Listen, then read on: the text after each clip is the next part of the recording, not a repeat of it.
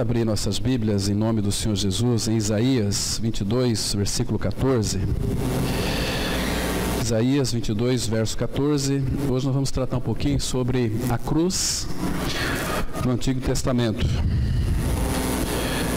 Isaías 22, verso 14. Apenas esse versículo. Depois vamos ter uma palavra de oração, pedindo que o Espírito do Pai nos abra o entendimento para compreendermos as Escrituras, então sermos edificados. A palavra de Deus, ela diz assim, Isaías 22, verso 14. Mas o Senhor dos Exércitos se declara aos meus ouvidos, dizendo: certamente esta maldade não será perdoada até que morrais, diz o Senhor dos Exércitos. Vamos ter uma palavra de oração. Pai, que privilégio o Senhor nos concede nesta noite tão fresquinha e agradável, em lermos e meditarmos na Tua Palavra com esta liberdade plena que nós temos. Obrigado, Pai, porque Tu mesmo, pelo Teu Espírito que inspiraste as Escrituras. E é Ele mesmo quem tem o poder e a capacidade de revelar aos nossos corações. Pai, que seria de nós se o Teu Espírito não revelasse? Certamente nós ficaríamos no escuro. Pai, tira dos nossos olhos todas as escamas, ministre e edifica a Tua igreja. Pai, nós entregamos esse tempo nas Tuas mãos. Repreende, Pai, todo o espírito contrário ao Teu conhecimento. Pai, fala conosco, queremos ouvir a Tua voz. Em nome de Cristo nós oramos. Amém. Queridos, essa, claro que é uma profecia contra o povo lá de Jerusalém para aquela época, mas ela é muito atual para os nossos dias. E a obra da cruz, ela tem norteado tanto o Antigo quanto o Novo Testamento. Os irmãos lá do Antigo Testamento pegavam aquele telescópio e miravam lá na frente aquele que haveria de vir, que era Cristo. Nós, hoje, em realidade espiritual, nós pegamos o nosso telescópio e olhamos lá para trás aquilo que já foi feito. Queridos, a única base, a única maneira do Pai, então, perdoar pecado é morte. Essa palavra aqui que nós lemos aqui, esta maldade não será expiada ou perdoada, aqui está no singular. Como existe iniquidade e iniquidades, pecado e pecados. Tem uma fonte e tem uma consequência dessa fonte, tem uma produção. A palavra vai dizer que o homem que descende de Adão, todos nós descendemos, já nascemos pecadores por causa do pecado que existe dentro do ser humano. Então, quando Cristo veio, e este evangelho já foi pré-anunciado lá desde Gênesis 15, aquela promessa que Deus, tratando ali com a serpente, estava dizendo que viria alguém que então pisaria a sua cabeça, se referindo ao nosso Senhor Jesus Cristo. A Bíblia, ela sempre vai apontar para a pessoa e a obra de Cristo. E no Antigo Testamento, nós não dá para a gente ver tudo hoje, vamos ver alguns pontos fundamentais. Quando nós lemos as Escrituras, se nós não vermos Cristo e a sua obra, nós não estamos vendo absolutamente nada. Nós estamos só perdendo tempo com as Escrituras. Às vezes lendo-a para ter então um conhecimento, e muitas vezes, se nós lermos as Escrituras a parte de Cristo, obviamente que a própria Escritura pode então nos matar, porque a letra mata. Então nós vamos para a palavra, lendo as Escrituras a partir de Cristo. A partir de Cristo. Então, interessante, amados, que certamente aqui é uma certeza, uma declaração do Senhor que esta maldade, o pecado intrínseco no homem, só seria perdoado se houvesse a morte. E diversos pontos nós vamos ver como que Deus ele trabalha essa questão da obra da cruz no Antigo Testamento. A Bíblia ela é muito clara, muito específica, muito simples. ela foi feita para pessoas que têm sede de conhecer o Senhor, para viver uma vida de relacionamento com Ele. Então, para isso, meus irmãos, nós temos o privilégio de abrirmos as Escrituras, nós que temos esse privilégio tão rico de lermos com liberdade, como eu já orei aqui. Mas um detalhe que é fundamental e interessante, amados, que Deus, Ele sempre vai provar o seu povo. De que maneira? Claro que todos nós somos carentes e todos nós precisamos também das bênçãos do Senhor. E o nosso Pai, Ele é um Deus presenteador, galardoador, diz lá em Hebreus 11:6. Mas, queridos, muitas das bênçãos do Pai, nós não podemos aqui esquecer de um princípio que é fundamental. Se todas as bênçãos de Deus que chegam até nós, se não passar pela cruz, as bênçãos, as próprias bênçãos de Deus podem nos corromper de alguma maneira. Lembram de Isaac? Ali nós temos a primeira menção de amor na Bíblia, ali em Gênesis 22. E aquele princípio ele vai reger todas as Escrituras Sagradas. Abraão, ele amava o Senhor. Quando nasceu Isaac, ele também amava o seu filho Isaac. Quando Isaac nasceu, ele recolheu Isaac na tenda. Isaac não passou pela cruz. Então Isaac estava corrompendo o coração de Abraão. Então foi necessário que Deus então pedisse o seu filho. Abraão, me dá o teu único filho, aquele a quem tu amas de verdade. Porque nós não podemos receber algo do Senhor como filhos se não passar pela cruz, porque qualquer tipo de bênção tem a tendência de nos corromper. É necessário, em primeiro lugar, passar pela cruz. E a cruz no Antigo Testamento, irmãos, ela é tão forte, ela é tão vívida, ela é tão vivificante, que quando nós então lemos nas entrelinhas, o Espírito Santo nos levando para ver a realidade espiritual, não conhecimento, nós vamos realmente ficarmos bastante emocionados, bastante alegres. É uma alegria que Pedro vai dizer, uma alegria indizível, porque a gente não consegue mensurar o tamanho do amor que é este. Vamos lá, irmãos, ver esse texto muito interessante. Gênesis capítulo 22. Aqui nós temos um princípio maravilhoso, lindo, precioso. A partir do verso 1, Gênesis 22, vamos ver aqui um princípio notório da cruz na vida de Abraão. A partir do verso 1, Gênesis 22, verso 1. Depois dessas coisas, pôs Deus a Abraão à prova e lhe disse: Abraão, este lhe respondeu: eis-me aqui. Acrescentou Deus: toma teu filho, teu único filho, Isaque, a quem amas, e vai-te à terra de Moriá. Por favor, guarde bem esse nome aqui, Moriá. Oferece-o ali em holocausto sobre um dos montes que eu te mostrarei.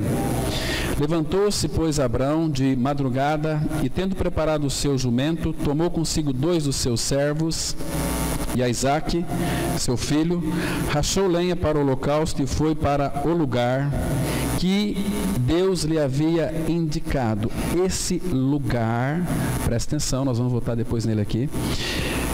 Foi para o lugar que Deus lhe havia indicado, que nós sabemos que é o Monte Moriá, certo? Vamos guardar essas duas palavras, lugar e o Monte Moriá. Agora, o versículo 5.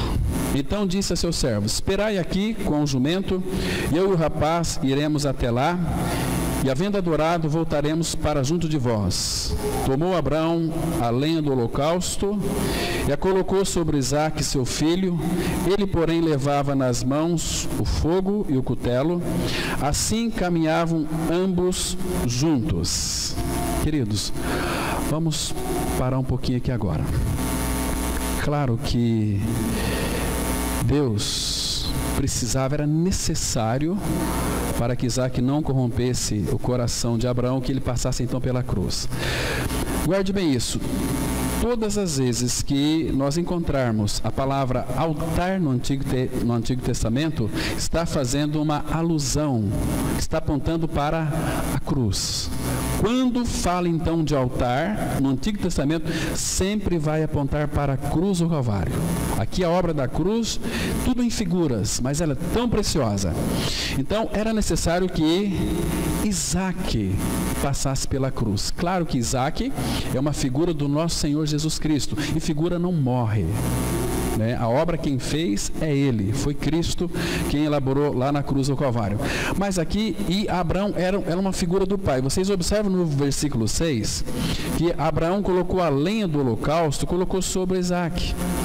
Claro que qualquer pai, nosso irmão Steven Call, 100 anos, está pregando a palavra ainda, ele disse que qualquer homem, qualquer pai, obviamente ele não iria deixar, segundo alguns estudiosos, Isaac tinha ter aqui uns 13 anos de idade, não iria deixar o seu filho levar essa lenha, e o pai que tinha que carregar. Mas aqui não, ele colocou a lenha sobre o ombro do filho, para que eles então caminhavam juntos. Lá em João 8:29 a palavra fala que Jesus dizendo: aquele que me enviou está comigo, não me deixou só. É uma obra que não envolve, tanto é que quando eles foram para o local do sacrifício aqui, os rapazes ficaram lá, eles iam para adorar. Isso aqui é o quarto altar na vida de Abraão, é o altar da adoração. O primeiro altar fala do altar da revelação, quando o Senhor então apareceu para Abraão. O segundo altar fala da separação. O terceiro altar fala da comunhão. E o quarto altar aqui, que fala da cruz, todos eles têm um prenúncio da cruz, figura da cruz, que mostra o progresso do cristão, o progresso da nova criatura, o progresso do Filho de Deus, porque na vida cristã, irmãos, nós não podemos estagnar. Ou você está avançando ou você está estagnando. Não existe um ficar parado, estou desanimado. Não, você está de fato retrocedendo. E todo homem, toda mulher de Deus não pode retroceder, tem que avançar ao pleno conhecimento completo dele, do Filho, isso que ele quer para nós. Então, amados, eles caminhavam juntos, mas aqui vocês observam que ele levou, aqui no versículo 3, olhe para esse versículo 3 aqui, que quando rachou a lenha para o holocausto e foi para o lugar que Deus lhe havia indicado. Aqui é uma figura muito clara do Calvário. Lá em Lucas capítulo 23, versículo 33, que vamos dar uma olhada nesse texto ali que é muito interessante. Lucas 23, verso 33, este é o lugar. Então a palavra de Deus ela é muito ligada com o Antigo Testamento. O Antigo Testamento é o desabrochar. O Novo Testamento é o desabrochar do Antigo Testamento. Em Lucas 23, versículo 33, vai fazer uma alusão aqui àquele local.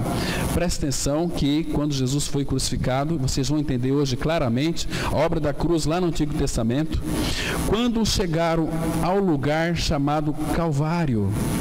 Ali o crucificaram, bem como aos malfeitores, uma à direita e o outro à esquerda.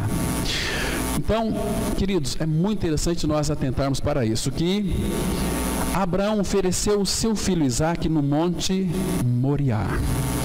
Existe uma história muito linda que quando Deus então permitiu que Satanás incitasse Davi no seu coração para que ele levantasse o censo de Israel. Vocês se lembram daquele texto?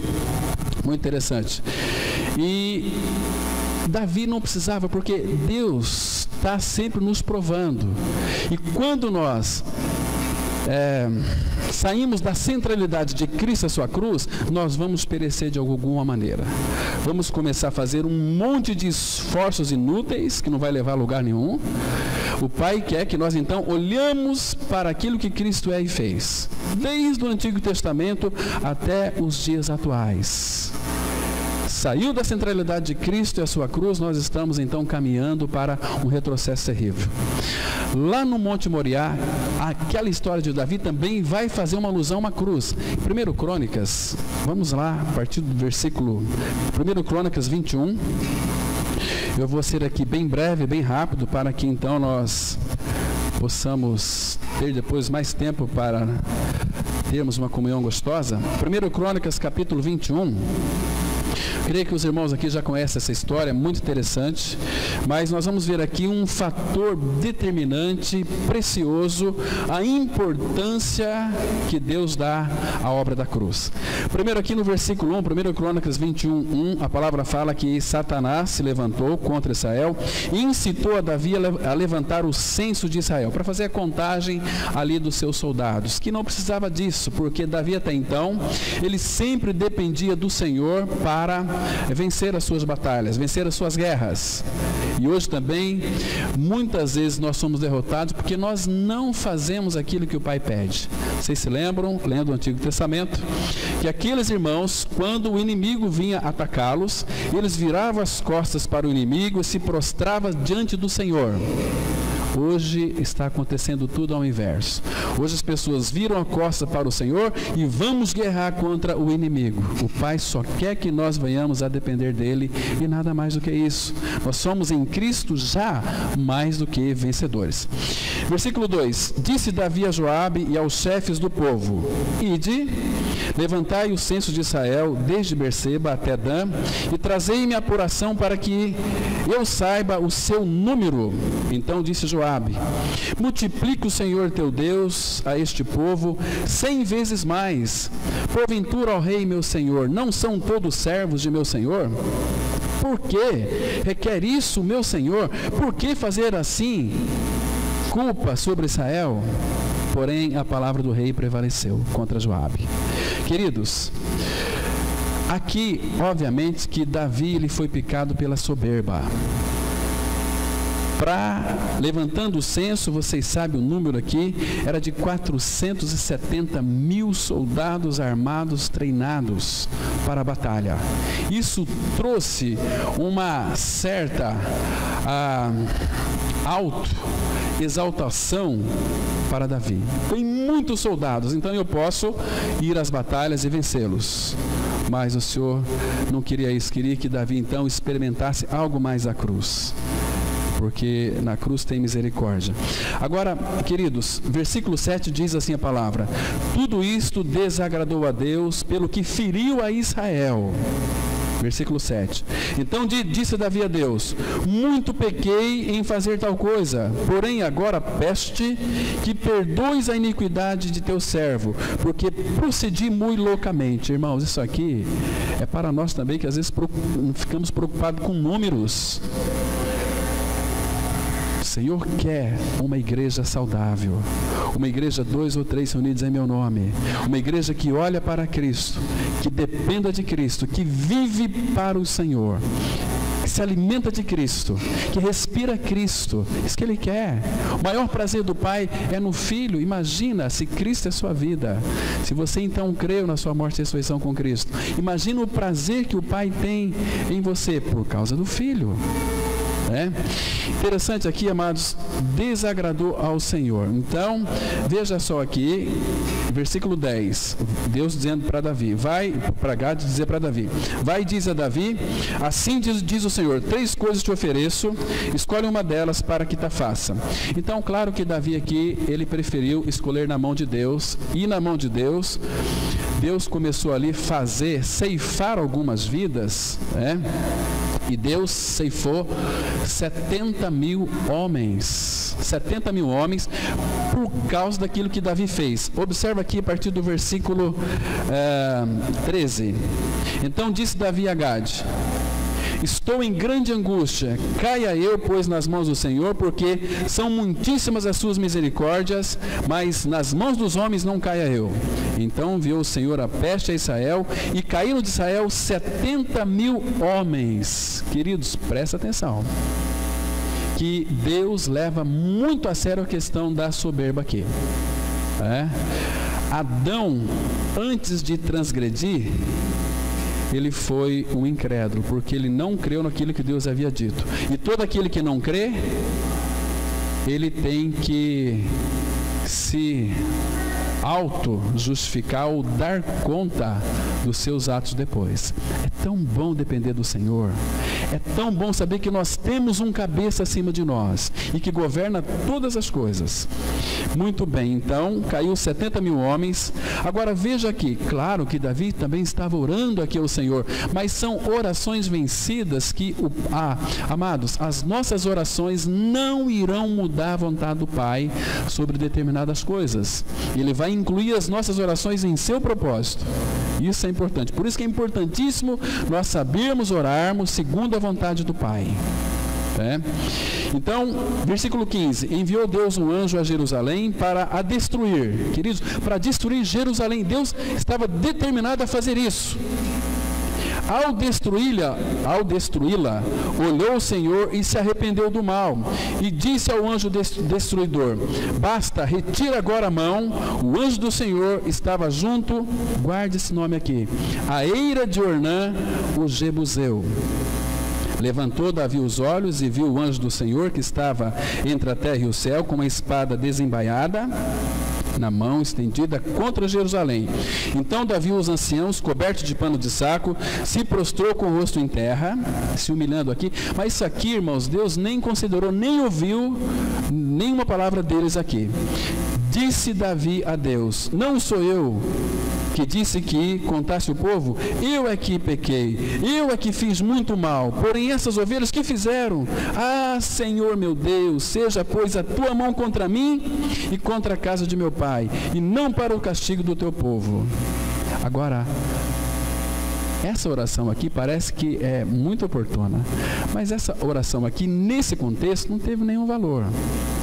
Porque Deus aqui não estava considerando, ele determinou fazer alguma coisa, destruir Jerusalém. Mas veja aqui o versículo 18. Então o anjo do Senhor disse a Gade que mandasse Davi subir para levantar um altar. Queridos, altar fala da cruz. Um altar ao Senhor na eira de Ornã, o Jebuseu. Guarde bem esse nome aqui, eira de Ornã, o Jebuseu. Então, subiu, vamos continuar a leitura. Subiu, pois, Davi, segundo a palavra de Gade, que falara em nome do Senhor. Virando-se Ornã, viu o anjo e esconderam-se seus 4 filhos que estavam com ele. Ora, Ornã estava debulhando o trigo. Debulhar trigo, vocês sabem que é separar a casca do trigo. Quando Davi viu chegando a Ornã, este olhou e o viu, saindo da eira, se inclinou diante de Davi, com o rosto em terra. Disse Davi a Ornã: dai-me este lugar da eira, a fim de edificar nele um altar ao Senhor, para que cesse a praga de sobre o povo. Dai-mo pelo seu devido valor. Claro que Ornã queria dar aqui para Davi, o rei, mas Davi fez questão de pagar, porque, queridos, nós não podemos esquecer que aqui está fazendo uma alusão a uma cruz, a gente vai ver depois, que o preço que foi pago foi um alto preço. Quando nós lemos nas Escrituras suas preciosas promessas, que houve um preço a ser pago muito alto, né? Vamos continuar aqui. Então, disse Davi a Ornã: dai-me este lugar da eira, a fim de edificar um altar ao Senhor, para que cesse a praga sobre o povo. Dai-me pelo seu devido valor. Então disse Ornã a Davi: tome-a o rei, meu senhor, para si, e faça dela o que bem lhe parecer. Eis que dou os bois para o holocausto, e os trilhos para a lenha, e o trigo para a oferta de manjares, dou tudo. Tornou o rei Davi a Ornã: não, antes, pelo seu inteiro valor, a quero comprar. Porque não tomarei o que é teu para o Senhor, nem oferecerei holocausto que não me custe nada. Aqui, irmãos, Davi está representado como figura de Cristo, nesse contexto aqui. Né? Então, Davi deu a Ornã por aquele lugar a soma de 600 ciclos de ouro. Edificou ali um altar ao Senhor, ofereceu nele holocausto, sacrifícios pacíficos, e invocou o Senhor, o qual lhe respondeu com fogo do céu sobre o altar do holocausto. Então, o Senhor deu ordem ao anjo e ele meteu a sua espada na bainha. Agora, queridos, capítulo 22 aqui, por que o anjo se retirou, meteu a espada na bainha e foi embora? Foi porque Davi orou? Não foi. Olha que revelação Deus que Davi teve aqui daquele lugar. Disse Davi: aqui nesse lugar, se levantará a casa do Senhor Deus e o altar do holocausto para Israel. Era ali, naquele lugar. Quando o anjo ia destruir Jerusalém, quando chegou aqui neste lugar, por que o anjo parou? Na eira de Ornã, o Jebuseu. Porque aquele lugar, aqui, onde iria se levantar a casa de Deus, é aquele mesmo monte onde Abraão ia sacrificar o seu filho Isaque, é o Monte Moriá. Monte Moriá foi aqui. Então, queridos, altar faz uma alusão da cruz. Disse Davi: aqui se levantará a casa do Senhor. Queridos, a igreja de Cristo, ela só é levantada verdadeiramente e sustentada pela pessoa e pela obra de Cristo. Porque, amados, nesse local aqui, vocês sabem que alguns anos depois, Salomão edificou uma casa para Deus. Abra a sua Bíblia em 2 Crônicas, capítulo 3, verso 1. 2 Crônicas, ali na eira de Ornã, o Jebuseu, é o lugar onde então foi edificado o templo de Salomão.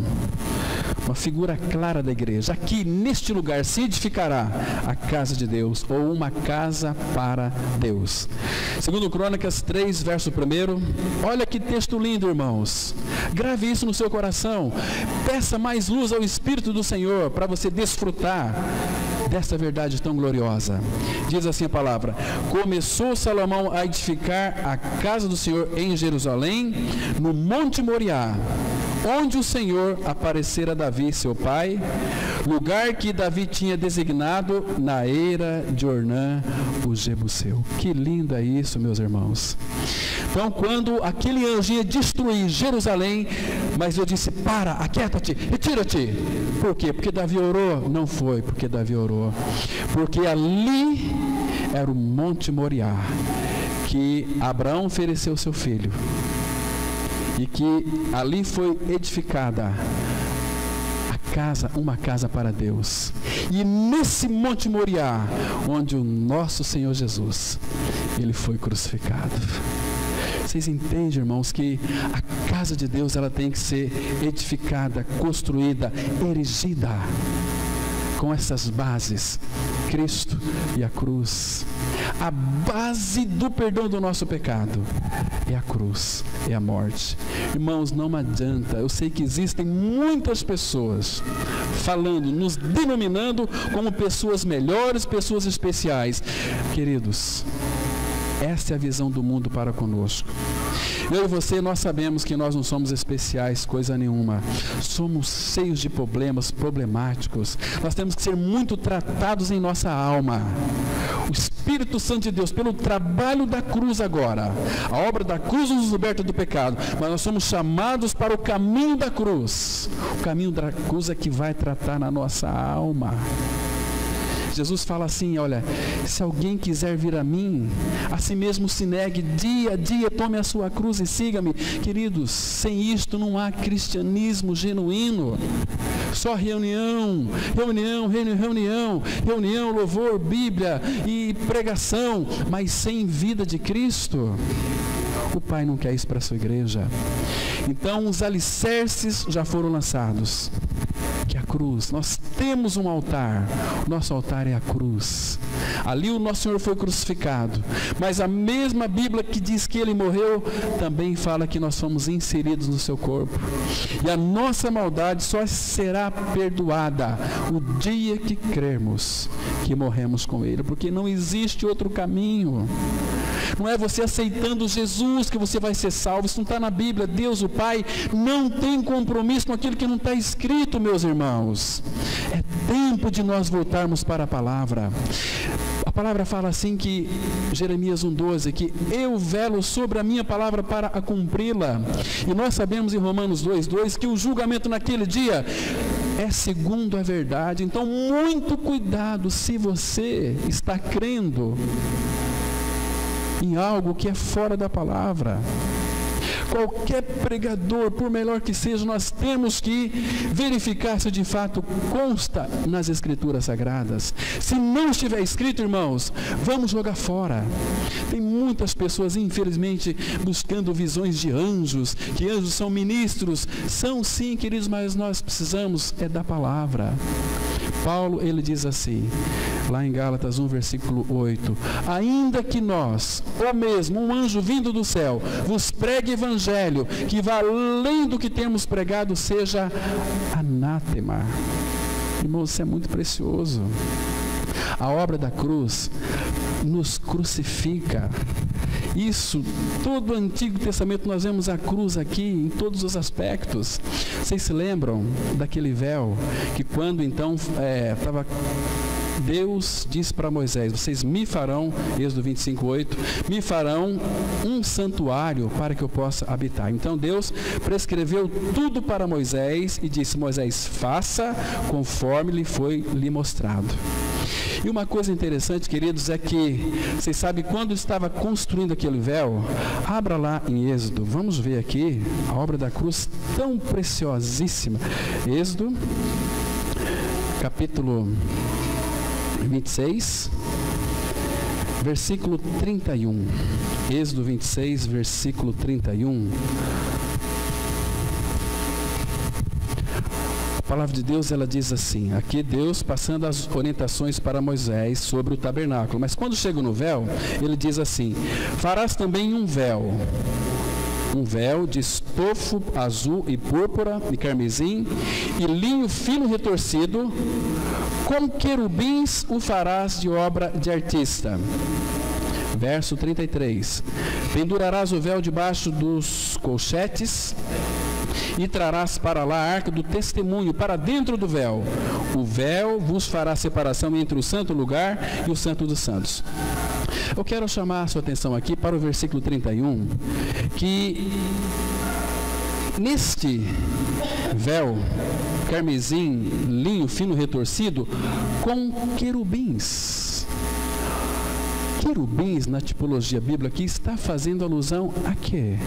Porque naquele véu que separava o santo lugar do santo dos santos, tinha um véu e tinha ali, obra de artista, querubins. Por quê? O que esse querubim está fazendo ali no véu? O que eles representam? A Bíblia sempre vai explicar a Bíblia. Então vamos primeiro, para a gente dar valor mais na obra da cruz, vamos entender o que são esses querubins. Quando fala querubim, já vem na mente anjos, serafins. Sim, era uma figura de um serafim. Mas o que eles representavam aqui? Representavam toda a criação. Abra, quer ver, a sua Bíblia em Ezequiel, capítulo 10, versículo 14 e 15. Vai mostrar claramente aqui que representava toda a criação de seres viventes. Ezequiel, capítulo 10, versículo 14 e 15. Olha que interessante. Diz assim a palavra. Ezequiel 10, 14 e 15. Cada um dos seres viventes tinha 4 rostos. Presta atenção aqui. 4 rostos. O rosto do primeiro era rosto de querubim. O do segundo, rosto de homem. O do terceiro, rosto de leão. E o do quarto, rosto de águia. Os querubins se elevaram. São estes os mesmos seres viventes que vi junto ao rio Quebar. Os querubins aqui, na tipologia bíblica, representa todos os seres viventes que estavam no véu. Agora, aqui, Ezequiel diz que ele viu lá no rio Quebar. Então, vamos lá para Ezequiel, capítulo 1, para nós constatarmos este fato aqui. Ezequiel, capítulo 1. Aqui a visão de Ezequiel, ele teve essa visão, por isso ele escreveu 48 capítulos. Vamos ver aqui, a partir do versículo 3, diz assim a palavra: veio expressamente a palavra do Senhor a Ezequiel, filho de Buzi, o sacerdote, na terra dos caldeus, junto ao rio Quebar, e ali esteve sobre ele a mão do Senhor. Agora, para nós ganharmos mais tempo, olha o versículo 10. A forma de seus rostos era como de homem, À direita, os 4 tinham rosto de leão, à esquerda, rosto de boi, e também rosto de águia, todos os 4. Versículo 13. O aspecto dos seres viventes era como carvão em brasa, a semelhança de tochas, o fogo corria resplendente por entre os seres e deles saíam relâmpagos. Então, queridos, aqui ficou claro que esses querubins eram uma figura de todos os seres viventes. Estavam no véu. Agora, vamos para Hebreus, capítulo 10. Hebreus 10, verso 19 e 20. Vamos ver o que esse véu tipifica. Hebreus 10, versículo 19 e 20. Vocês sabem que aqueles querubins eram a figura daqueles 4 seres viventes. E aqui, Hebreus 10, verso 19 e 20, a palavra de Deus diz assim: vamos ver qual é a realidade daquele véu. Tendo, pois, irmãos, intrepidez para entrar no Santo dos Santos, pelo sangue de Jesus, pelo novo e vivo caminho que Ele nos consagrou, pelo véu, isto é, pela sua carne. Este véu ali do santuário era uma figura da carne de Cristo. Em figuras, aqui em realidade, aquele véu era a figura da carne de Cristo, porque quando Ele morreu na cruz, o véu foi rasgado de alto a baixo, dando acesso então à presença do Pai. Então, temos intrepidez, temos que ter intrepidez para entrar diante do Pai. Agora, queridos, se este véu lá do Antigo Testamento era uma figura da carne de Cristo, e claro que aqui é, aquele véu representava a carne de Cristo, não fica claro para você aquele texto de Gálatas 5, 24? E os que são de Cristo crucificaram a carne com as suas paixões e concupiscências. Tão claro isso para nós, irmãos. Vocês percebem que todo o Antigo Testamento fala de Cristo e a obra consumada. Como é triste para o nosso Pai olhar para uma igreja morta, uma igreja que não tem visão missionária, uma igreja que ela não consegue caminhar, porque muitas vezes o altar está destruído. Nós estamos muito acomodados com mensagens, precisamos da mensagem, que é Cristo. Paulo diz assim: nós pregamos a Cristo crucificado, não existe outra mensagem. Nós somos aqui, alguns irmãos são testemunhas que pessoas têm falado: eu não vou lá naquela comunidade, porque lá vocês só falam de Cristo e a cruz. Tem outro assunto que a Bíblia fala, irmãos.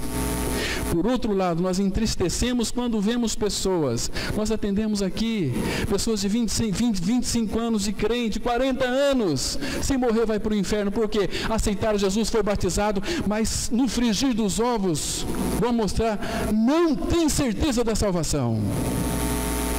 Estamos dando ouvido para pastores, e a Bíblia fala que nós temos que tomar muito cuidado com pastores, porque muitos deles, existem pastores sérios, que amam o Senhor, mas a maioria são uns verdadeiros cães. Paulo fala, Filipenses 3:2, cuidado com os cães, cuidado com esses cães, com os falsos obreiros. E quem são esses cães, irmãos? Isaías 56:11 vai dizer que tais cães são gulosos, são pastores que nada compreendem. Não é um curso de teologia, de mestrado em teologia que vai me dar a certeza da minha salvação. Posso ter muito conhecimento e até pregar muito bem, mas sem vida. Hoje as igrejas têm louvor, as igrejas têm pregação, ela vive numa forma de cristianismo muito linda, mas sem vida de Cristo. Cadê a vida de Cristo? Cadê amor? Cadê alegria? Cadê aquela paz? Cadê aquela harmonia entre os irmãos? Irmãos, filhos de Deus, têm prazer na comunhão, têm prazer na igreja, ama o Senhor, ama também a igreja. Irmãos, se o nosso Pai amou tanto a igreja, nós não devemos amá-la menos. Amar a igreja é precioso. Ele colocou tudo isso em nós. O amor de Deus é derramado em vossos corações pelo Espírito Santo que vos foi outorgado. Para quê? Não, nós temos que sentir a presença de Deus. É uns arrepios. Que é isso? Meu Deus, eu gosto do louvor. O louvor não é para nós, é para o Senhor. O louvor perfeito é aquele que é cantado quando tem conteúdo, quando nós cantamos a palavra. Esse é precioso. Tem muitos cânticos evangélicos que tinham que ser tirados do nosso meio. E nós cantamos e confessamos. Por isso que muitas vezes tem tantos crentes desanimados.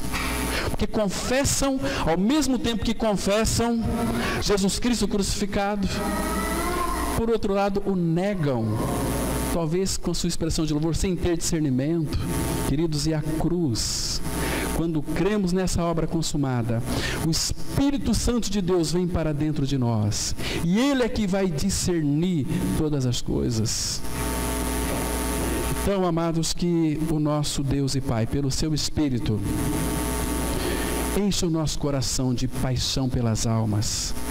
Encha o nosso coração, que ele possa ser transbordante da vida de Cristo. Devemos pedir para o Pai: Pai, me dá paixão pelas almas. Tanta gente morrendo, tanta gente aí partindo sem a vida de Cristo, embora são bons religiosos, mas sem vida. Cristianismo sem vida não é o autêntico, não é o verdadeiro, irmãos. Cristianismo sem vida é aquele que estimula uns aos outros. Nós vamos ter agora o nosso congresso. Vai estar pregando o irmão Luiz Fonte. Ele é tão profundo na palavra. Um irmão que de fato ama e vive aquilo que prega. Como é triste ver muitos irmãos meio desanimados. Nós temos que estimular uns aos outros, irmãos, porque o dia está se aproximando.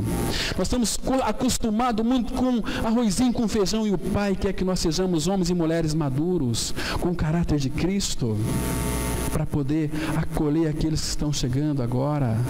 Às vezes chega pessoas novas na comunidade, a gente nem se importa.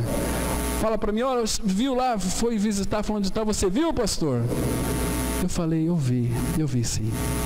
Irmãos, nós temos que acolher. Se entrou aqui porque Deus trouxe, não é por acaso. Então nós devemos, irmãos, com a ajuda do Senhor, buscar discernimento e pedir acima de tudo. Sabe por que muitas vezes nós não pregamos o Evangelho? Porque nós não cremos. Nós não cremos. Crie, por isso falei. Cremos, por isso falamos. Ah, mas eu não tenho o dom de pregar. Tenho o dom de convidar.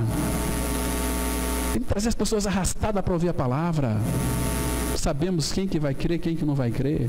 Mas, irmãos, é nosso compromisso e nossa obrigação. Porque foi-nos confiada essa responsabilidade.